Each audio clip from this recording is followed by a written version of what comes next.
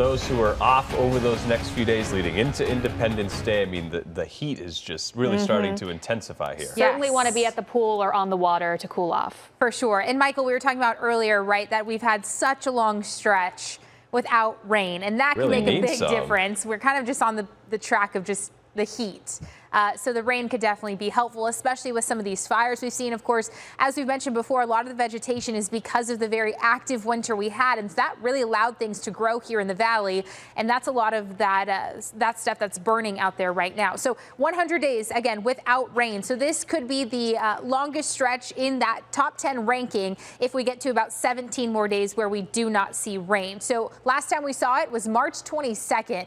Definitely feels like a long time ago. For the average to date, we're just a little bit shy of normal for this time of the year, about 6/100 of an inch below where we should be. And when we're looking ahead to the next 7 days, unfortunately, really not tracking any chances for rain. Our main weather story the next few days is going to be the heat. Here's those high temps for today. 114 here in Phoenix. That marks the hottest day of the year so far. Average is 107. So the excessive heat warning for a large portion of southern and western Arizona, that's going to continue into Tuesday. And that's because these temperatures are just running a lot hotter than normal. Here's Lake Pleasant outside right now, really comfortable if you're indoors or out at the water, 111, but it's still hot out there. And these overnight lows, they should be in the mid to upper 70s, but some areas early tomorrow morning are going to see 80-degree readings. And so already in the morning, we're kicking off that day to be a pretty warm one. Reason for this, high pressure really just has positioned itself right over the region, and that's really what's going to keep these temperatures fairly warm the next couple of days, not really tracking much relief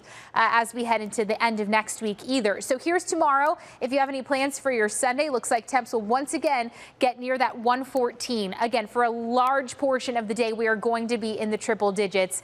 So definitely find ways to stay hydrated. And again, those hiking trails will close because of the excessive heat warning, 11 to 5. So across the state, even pretty warm in areas like Prescott, 90s there. Same with the Pine Top area.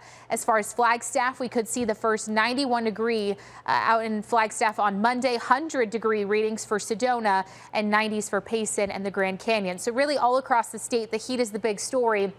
Even getting warmer, we could see 115 for the first time this year, also on Monday, and then into that 4th of July holiday, 112 there. And here's where I mentioned really not tracking any relief. We'll stay with 112 Thursday, Friday, and even into the weekend. Got to be prepared for that heat, Holly. Thank you.